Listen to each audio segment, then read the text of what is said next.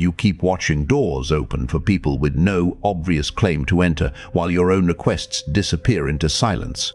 You assume access is granted to those who ask, well, work hard or patiently prove loyalty. That belief is comfortable because it makes rejection feel temporary. It also keeps you outside. The people guarding valuable rooms are not primarily searching for effort. They are calculating usefulness, risk, and scarcity. Machiavelli understood that influence does not belong to the person who wants proximity most. It belongs to the person whose presence serves an interest, protects an advantage, or solves a problem that power cannot afford to ignore. He observed that people are moved less by gratitude than by what they stand to gain, and that dependence creates stronger bonds than affection. Access is not requested. It is made necessary. That is the law beneath every invitation, introduction, and private conversation. Begging advertises desire. Over-explaining advertises weakness. Constant availability lowers the value of your attention, while selective distance forces others to decide whether your absence carries a cost. You do not enter powerful circles by chasing the door. You become connected to something the room wants. This does not mean performing importance or pretending to be rare. It means developing a useful position, carrying information others cannot easily replace, reducing danger, or creating outcomes that make association with you strategically sound. The powerful do not need another admirer. They need an asset with judgment. If this feels uncomfortable, the discomfort is evidence that the old social script is being stripped away. You were taught to present yourself, ask for a chance, and wait to be recognized. The colder method is to study what power protects, what it lacks, and what it rewards without publicly admitting it. Then approach as a solution, not a petitioner. Most people approach powerful people by displaying ambition, credentials, or admiration. The strategic few study the pressure around the person and position themselves where pressure is greatest. They do not ask, "How can this person help me?" They ask, "What problem keeps returning to this person's desk, and what can be removed without creating a new one?" That question changes your entire approach. A busy executive does not need another request. A respected operator does not need another admirer. A gatekeeper does not need your biography. They need fewer delays, cleaner information, better judgment, and someone who can carry a small burden without turning it into a performance. Picture two people entering the same professional gathering. One waits for a powerful guest, rehearses an introduction, and explains every ambition before asking for advice. The other notices that the guest has been interrupted 6 times, quietly gathers the relevant documents from the table, and gives a concise answer to a problem mentioned earlier. 10 years later, one is still searching for access. The other has become part of the machinery that makes access possible, not louder, more useful. The difference begins before either person speaks. The first person studies the room for signs of recognition. The second studies the room for points of friction. One counts who appears important.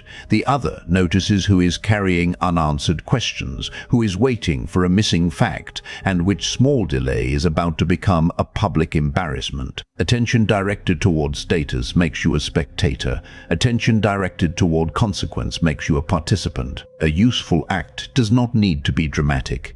It can be a clean summary after a confusing meeting, a warning delivered before a deadline, or a connection made only after its relevance has been tested. The important feature is not size, it is consequence. If the room works better because you were present, your presence has begun to acquire a reason. Machiavelli observed that power protects what serves its position. If your usefulness is vague, your invitation will be vague. If your value is concrete, your presence becomes easier to justify. Do not offer help. Offer a result, a filter, a connection, a warning, or a piece of work that can be inspected. If this stings, let it. The sting is the old identity-resisting measurement. Charm may attract attention, but usefulness earns repeat access. The discomfort is not proof that the method is cruel, it is a signal that preference is being replaced by evidence. What can be demonstrated can be trusted. What can be trusted can be invited back, become the answer, and the door begins to look for you. But usefulness alone can turn you into a tool, and the next danger is being welcomed only when something needs carrying. Most people try to be generally impressive. They collect skills, opinions, contacts, and polished language, then present the entire pile to someone who has no reason to sort through it. The strategic few become sharply valuable in one narrow area where delay, confusion, or error costs the powerful person something meaningful. A problem is expensive when it consumes time, reputation, attention, or opportunity. You do not need to control the whole room. You need to make one part of the room function better. Imagine an ordinary morning. A department head receives a message from 3 people, each using different figures for the same project. Most observers offer sympathy or send another question.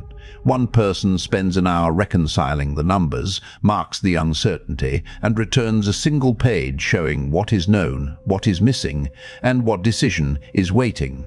No grand introduction occurs. Yet the next time confusion appears, that person is called before the room fills with noise. Most people advertise range. The strategic few become known for relief. There is a second scene hidden inside that morning. 2 analysts notice the same confusion. One produces a massive file filled with every detail, then waits for the department head to discover the important line. The other writes 3 sentences: the confirmed figure, the unresolved discrepancy, and the decision that cannot responsibly be made until the discrepancy is settled. One proves effort, the other protects attention. Months later, the first is described as diligent. The second is described as reliable. Which description would matter more when a sensitive decision is approaching? Ask yourself, what is the expensive problem that keeps appearing around the person you want to reach? Is it information arriving too late? Is it weak preparation? Is it a sensitive task nobody wants to own? Is it the inability to distinguish a real opportunity from an attractive distraction? Find the recurring cost, then reduce it without demanding applause. Begin narrowly. Choose one recurring burden, learn its structure, and remove one avoidable failure. Do not announce a grand transformation. Let repeated relief form the reputation. The person who solves one costly problem consistently is easier to remember than the person who claims to solve everything occasionally. Machiavelli understood that a ruler remembers the person who strengthens his position, not merely the person who praises it. Your value must survive without a speech explaining it. One solved problem can be worth more than 100 introductions. Do not chase every door. Find a hinge that keeps failing, repair it cleanly, and let the room notice whose hands made entry easier. Yet even a useful person can be ignored when the value is hidden, and clarity is what turns private ability into visible leverage. Most people assume that good work speaks for itself. It does not. Work speaks in the language of outcomes, risk, time, and consequence. The strategic few translate what they do into a form that a busy decision-maker can understand before attention moves elsewhere. This is not self-promotion. It is strategic compression. A powerful person should be able to answer 3 questions quickly: what changed, why it matters, and what decision becomes easier because of it. At a dinner, an ordinary person may say, "There are some interesting people in my network who could help with that." It sounds generous, but creates labor. Another says, "There are 2 possible introductions. One has direct experience with the problem, and the other has influence but no relevant history. The first is the stronger route. The second person has not begged for access. The second person has already performed judgment." Most people give facts. The strategic few deliver a usable conclusion. The difference becomes sharper under pressure. When a meeting ends and everyone remembers a different version of what was decided, most people defend their memory. The strategic few send a brief record: the decision, the owner, the unresolved risk, and the next point of review. That record does more than preserve information. It prevents future blame from spreading across the room. Clarity becomes a form of protection. Machiavelli warned, in essence, that those who depend on the judgment of others must be careful whom they trust. Make your judgment easy to inspect. Bring the relevant detail, remove the decorative detail, and state the cost of inaction without dramatizing it. A clear person feels safer than an enthusiastic person whose thinking must be supervised. Use short notes. Use specific outcomes. Use evidence that can be checked. Do not bury the useful sentence under an autobiography. The mind of power is crowded. If your contribution arrives tangled, it becomes another burden. If it arrives ordered, it becomes an instrument. The person who reduces confusion becomes difficult to exclude. Do not confuse simplicity with shallowness. A concise conclusion can rest on deep work that nobody needs to watch. The point is not to display every hour spent preparing. The point is to make the result usable by someone who has only a minute to decide. Most people ask others to admire the process.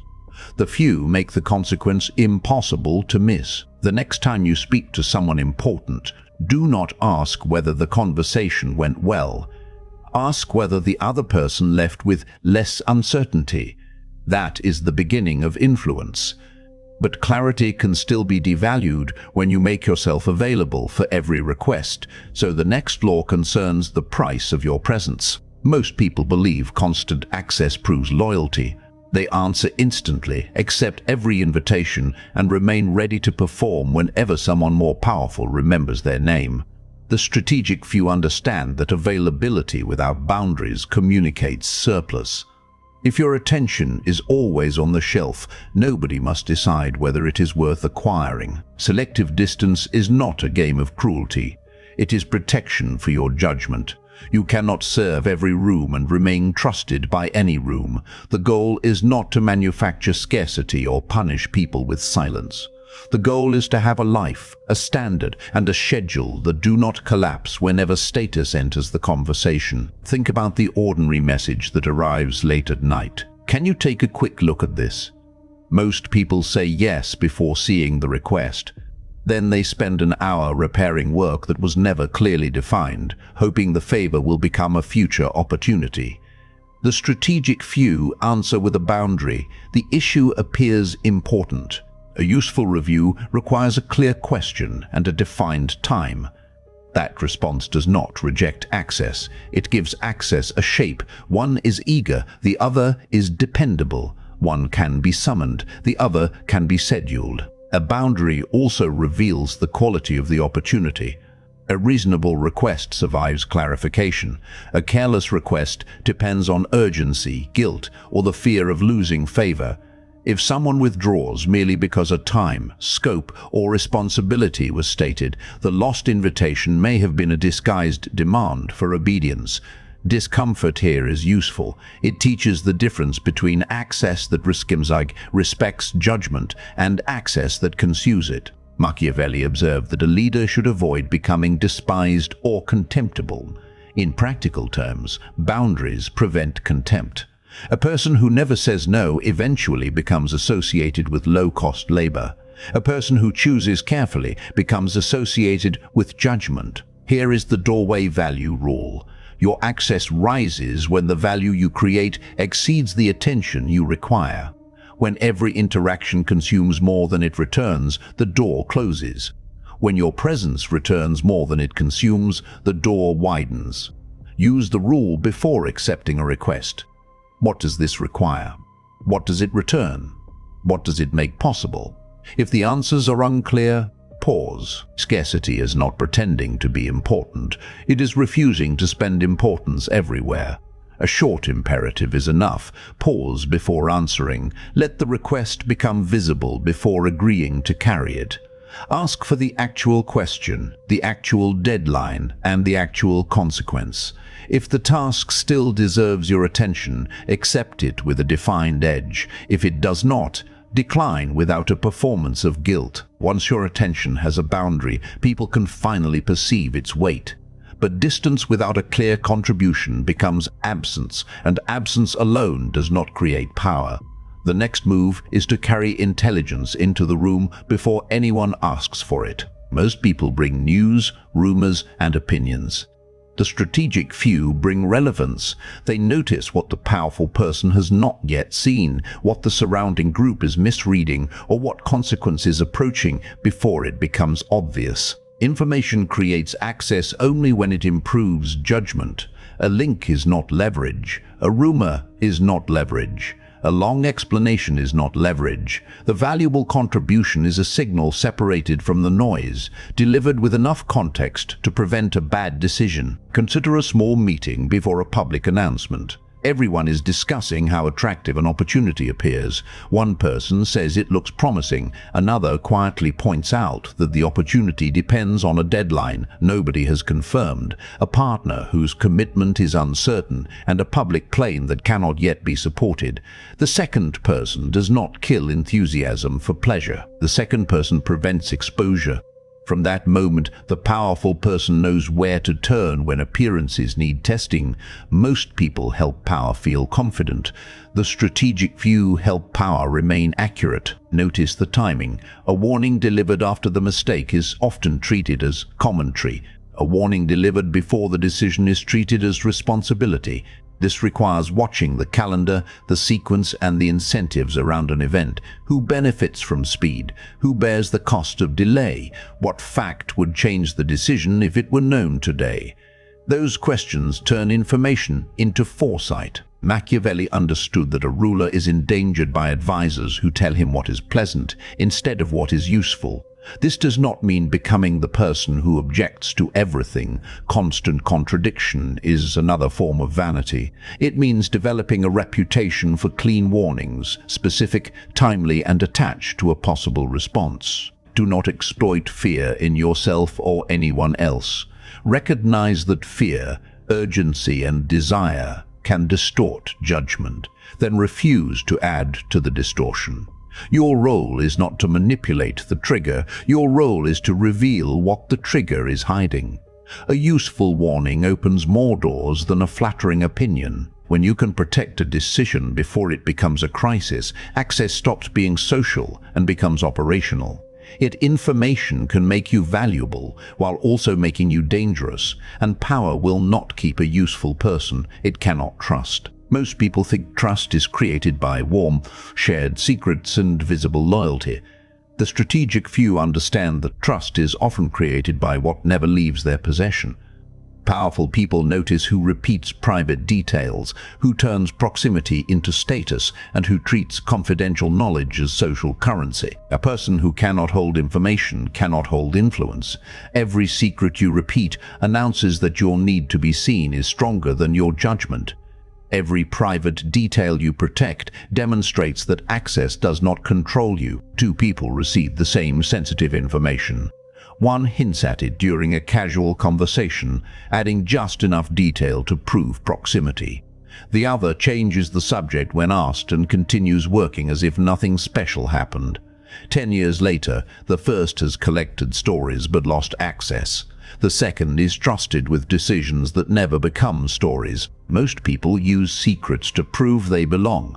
The strategic few protect secrets to prove they deserve to remain. There is another test that arrives without a direct request. Someone tells you something privately, then watches whether your behavior changes in public. The careless person becomes theatrical, suddenly warmer or more familiar, trying to signal that a special bond exists. The disciplined person behaves normally. That normality is not indifference. It is evidence that information has not become a leash. This is not passive silence. It includes secure handling of documents, careful language, and the discipline to separate what is yours to share from what is not. It also means refusing to collect private information merely because it feels powerful. Knowledge that cannot be used ethically is often a liability disguised as an advantage. Machiavelli observed that appearances matter because people judge what they can see. Let your visible conduct show restraint. Do not hint. Do not tease. Do not use a confidential matter to make an ordinary conversation seem important. If this feels like losing an opportunity to impress, that loss is the test. The need to display access is precisely what makes access unsafe in your hands. The powerful are not searching for a perfect person. They are searching for a perfectal one. Your discretion is a door that locks from the inside. Protecting information may feel invisible because nobody applauds what was not revealed. That discomfort is another growth signal. The old script demands proof of belonging. The stronger identity accepts that the proof may be known only through continued trust. Let silence perform its work. Once people know you can carry sensitive things without leaking them, they may bring you closer. But proximity creates a temptation to chase approval, and the final forms of influence require an identity that does not depend on being invited. Most people change their principles to remain welcome in a powerful room. They echo the dominant opinion, laugh at weak jokes, and defend decisions they privately know are unstable. The strategic few understand that usefulness without independent judgment becomes obedience, and obedience is replaceable. Serving the long game does not mean opposing authority for sport. It means telling the truth in a way that protects the objective rather than your own image. It means choosing durable credibility over the temporary reward of being liked. At a crowded table, a powerful person proposes a fast solution that will look impressive this week but create a larger problem next month. Most people nod because the room is nodding. One person says, the short-term result is attractive, but it transfers the cost into a place that will be harder to repair. If the aim is durable control, the slower option is stronger. The sentence may create tension. It also creates respect that applause cannot purchase. One is accepted for agreement, the other is retained for judgment. The long game often looks unimpressive at first. It may require documenting an objection, delaying a convenient promise, or accepting a smaller visible win so that a larger failure is avoided. Most people measure the moment. The strategic few measure the moment makes inevitable. What seems like hesitation to the crowd may be the discipline that keeps a position intact. Machiavelli understood that dependence can create strong bonds, but he also knew that a ruler must fear advisors who become impossible to distinguish from flatterers. Be loyal to the purpose, not addicted to the mood. Never confuse access with surrender. Ask yourself what you are willing to refuse in order to remain credible. A false promise, a reckless shortcut, a private insult disguised as strategy?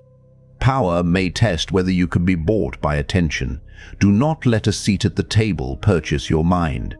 The strongest ally is not the person who always agrees. It is the person whose agreement means something. That is how you move from useful visitor to trusted force. Yet trusted forces can still disappear when they leave no structure behind. The final law is not about getting into a room. It is about becoming part of what the room cannot easily replace.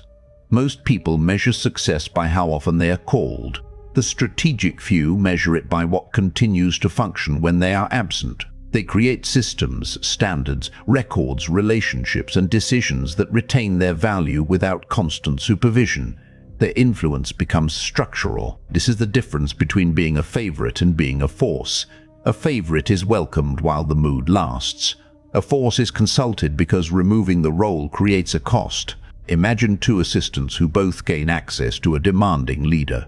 One becomes indispensable through constant personal attention, answering every message and remembering every preference. The other builds a clear process, trains a reliable replacement, and leaves behind a system that prevents avoidable errors. The first is missed for a week. The second is remembered whenever the organization asks how the work became stable. Most people make themselves needed through dependence. The strategic few make their contribution durable through design. The contrast appears in smaller places too. Two people are asked to solve the same recurring problem. One keeps the method private because confusion makes the person appear essential.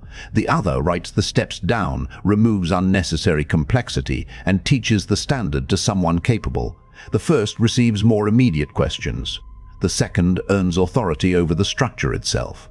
Which position survives a change in mood, personnel, or favor? Machiavelli observed that power is safer when it rests on stronger foundations than affection.